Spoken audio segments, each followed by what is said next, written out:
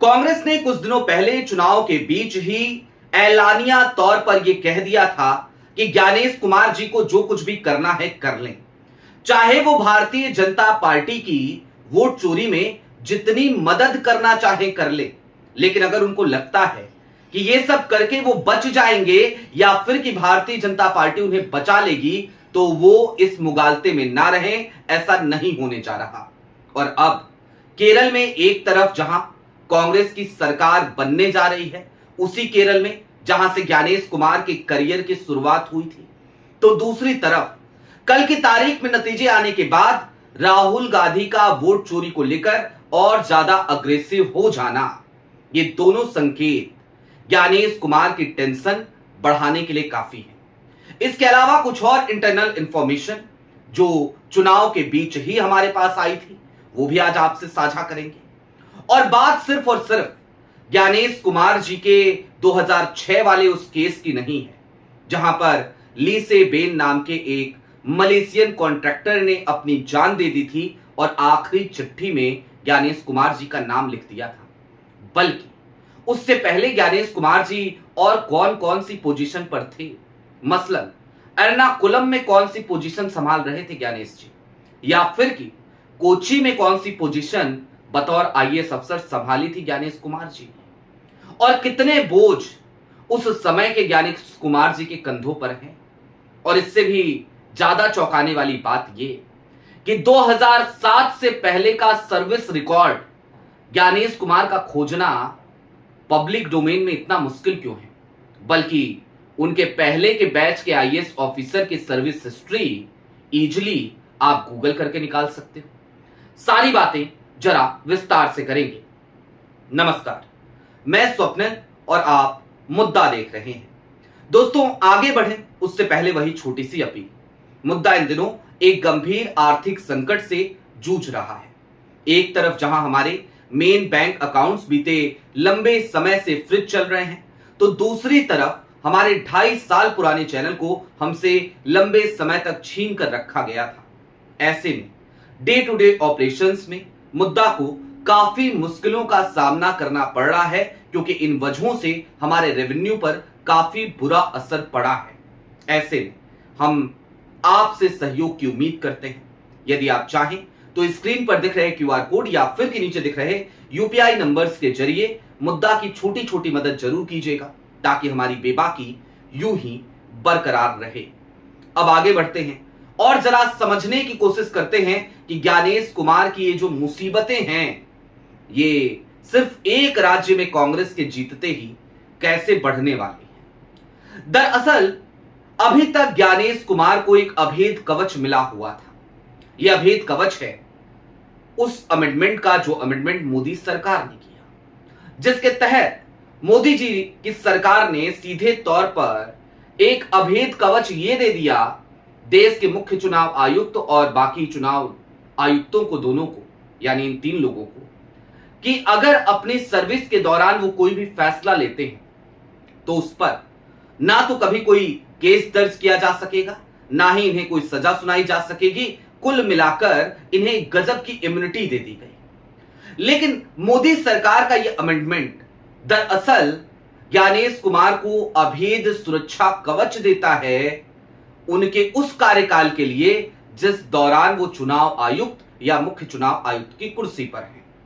इससे पहले के सर्विस रिकॉर्ड को लेकर के उस अमेंडमेंट में कहीं पर भी खुल करके कोई बात नहीं लिखी गई है।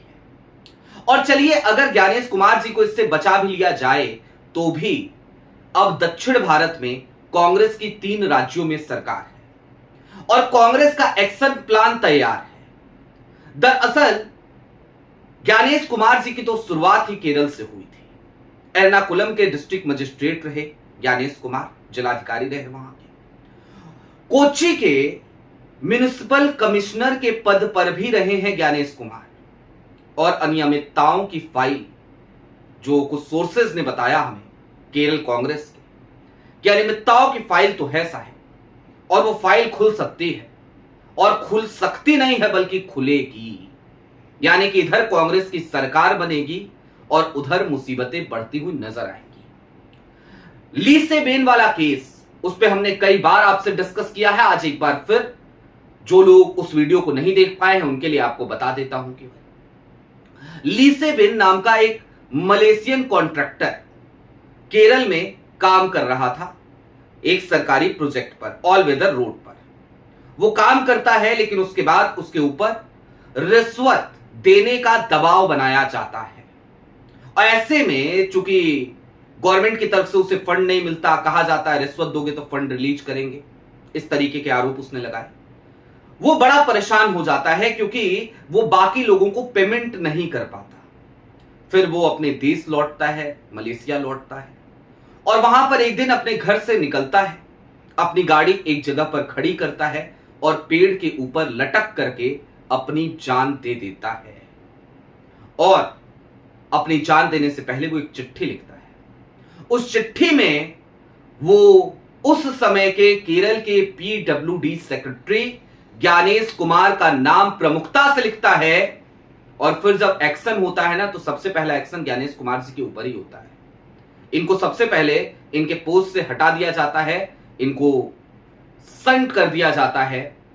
और 2006, फिर 2007 और 2007 से पहले का इतिहास ज्ञानेश कुमार का आज आप जाके पब्लिक डोमेन पे खोज के देखिएगा, आपको उनकी सर्विस हिस्ट्री पूरी तरीके से नहीं मिल पाएगी।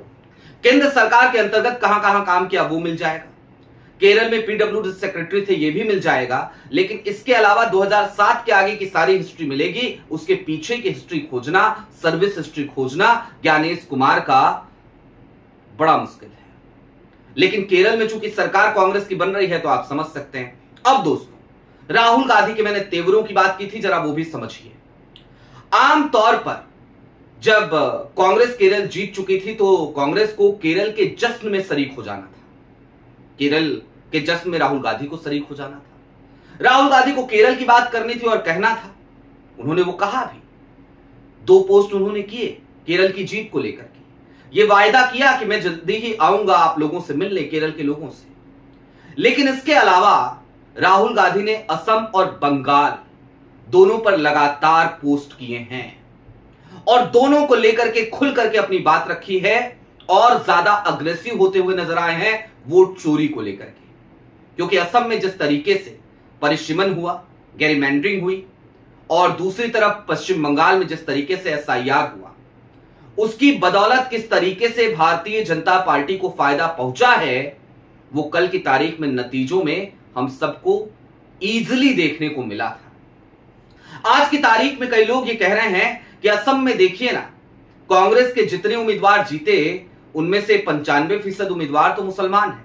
ठीक बात है, 18 उम्मीदवार तो मुसलमान हैं, आप कह सकते हैं। लेकिन क्या इसके पीछे नतीजा वो नहीं है कि गेरिमेंडिंग ऐसी की गई? क्या इसके पीछे कहीं ना कहीं कारण ये नहीं है कि परिसीमन आपने इस तरीके से किया कि वोटों का ध्रुवीकरण उसी तरीके से हुआ कि जहां जहां मुस्लिम कैंडिडेट थे वही कैंडिडेट सिर्फ जीत पाते, तमाम जगहों के मुसलमान वोटर्स को एक चंक में ला करके आपने रख दिया। और आप जब महिला आरक्षण बिल के साथ अभी लोकसभा में जो विशेष सत्र बुलाकर डिलिमिटेशन उसके नीचे छिपाकर पास करना चाह रहे थे, परिसीमन आयोग को और ज्यादा अधिकार देना चाह रहे थे, उसकी कलई असम के नतीजों ने खोल दी है। असम के नतीजों ने यह बता दिया है कि अगर महिला आरक्षण बिल के नीचे धीरे से डिलिमिटेशन वाला वो बिल विपक्ष ने पास हो जाने दिया होता तो फिर क्या होता? तो फिर होता ये कि भारतीय जनता पार्टी को हटाना मुश्किल नहीं, नामुमकिन सा हो जाता, क्योंकि फिर परिसीमन उस स्टाइल में होता कि विपक्ष कभी सत्ता के सुख को भोग ही नहीं पाता। खैर, अब इससे आगे बढ़िए। बात तो हम ज्ञानेश कुमार की कर रहे थे, तो चलते चलते जरा 2-3 मिनट और दीजिएगा, आपको कुछ बातें और बता दूं ज्ञानेश कुमार जी के मार्फत। दरअसल पश्चिम बंगाल में नतीजे आए तो कांग्रेस के लोग भी खुशियां मनाने लगे, लेकिन आज की तारीख में इससे थोड़ी देर पहले एक वीडियो में मैंने आपको राहुल गांधी के उस ट्वीट के बारे में बताया था और राहुल गांधी ने सीधे तौर पर तमाम रीजनल पार्टीज को भी यह बताया, यह समझाया, एक संदेश दिया कि देखो ये किसी एक पार्टी की बात नहीं है, ये देश की बात है। देश के लोकतंत्र बचाने की बात है, देश के संविधान की बात है, देश के लोकतंत्र की सबसे पवित्र प्रक्रिया यानी कि मतदान की बात है।